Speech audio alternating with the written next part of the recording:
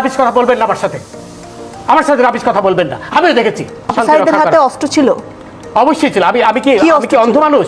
তার হাতে লাঠি সোটা ছিল, আমি নিজে দেখেছি। লাঠি দিয়ে সে তোমাদের পয়সা দিয়ে দেবো। আচ্ছা ঠিক আছে, ওই পয়সা আমি দেবো, আমার ভাই বোন দেবে, আমি দেবো। আমাদের পয়সার কোনো প্রয়োজন নেই, ঠিক আছে? আপনি যদি সেফটি মানে ফালতু লোক 2 টাকা একজন ফালতু লোক।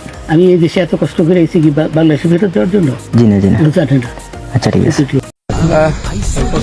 আপনার বাড়ি মুন্সিগঞ্জ। নাম জিজ্ঞেস করেন। আমার নাম বিচারপতি শামসুদ্দিন চৌধুরী মানিক। মানিককে হাইকোর্টে কয়েকদিন আগে উপস্থাপন করছো চ্যানেল আইছি মানিককে হ্যাঁ।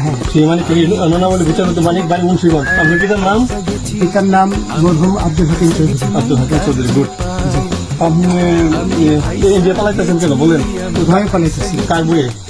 আর প্রশাসনের ভয়ে। পছন্দ বইয়ে ওই একটা নিয়ে বলছিলেন যে ইয়ের বাচ্চা দীপ্তি চৌধুরী। এটা আমি খবর চাইছি। নামটা আমি বলি আপনাকে। কিসের? আমি তো অত রুগী নেই, মিডিয়াতে তো খুব সুন্দর। আচ্ছা শোনেন, আপনার কাছে এই মুহূর্তে এরা যখন ধরছে আমাদের প্রতিনিধি কি কি ছিল সাথে?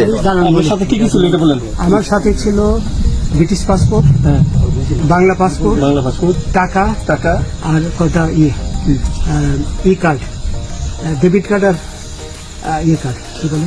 আমার ভিডিও করতে। আচ্ছা, কালকে যে টাকাগুলো ছিল, আজকে কোনো টাকা ছিল সাথে? আজকে ছিল না, আজকে যে কত বাংলাগুলা। হ্যাঁ 40,000। 40 টাকা আজকে হ্যাঁ আজকে যেটা কয় টাকা ছিল? ব্যাগেনি এই ব্যাগটা নয়, ওই ব্যাগটা নয়, 40,000 টাকা ছিল। কালকে যে 2জন টাকা নিছে ওদের কাছে কত টাকা ছিল? এই দামান নিচে 60-70 মতো। 60-70 লাখ। আচ্ছা 60-70 লাখ। আচ্ছা ওরা নিয়ে গেছে নৌকালাও সাথে নিয়ে নিছে? হ্যাঁ। নৌকালা এবং ওই লোক 2জন সাথে একসাথে নিছে? না, ওই 2 ছোকরা নিয়েছে। নৌকালা কেউ আছে? রাজু না, কেউ ছিল না। আচ্ছা 60-70 লাখ। ওনাদের ফোন নাম্বার আছে আপনার কাছে? জানা দিছে? কিছু নাই, আমার ফোন নাম্বার সব নিয়ে গেছে। বিচারপতি কাউন্টার দিবেন, সত্য কথাটা বলেন। আপনি কত টাকা কন্ট্যাক্টে আসছেন?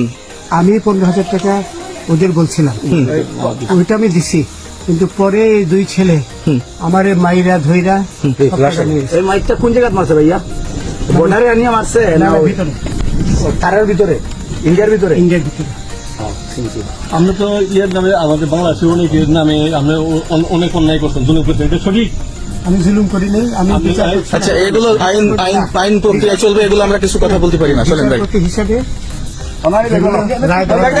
আচ্ছা বাকি যা জিজ্ঞাসা করার আমাদের ঊর্ধ্বতন জিজ্ঞাসা করবো, আমরা যাই এখন।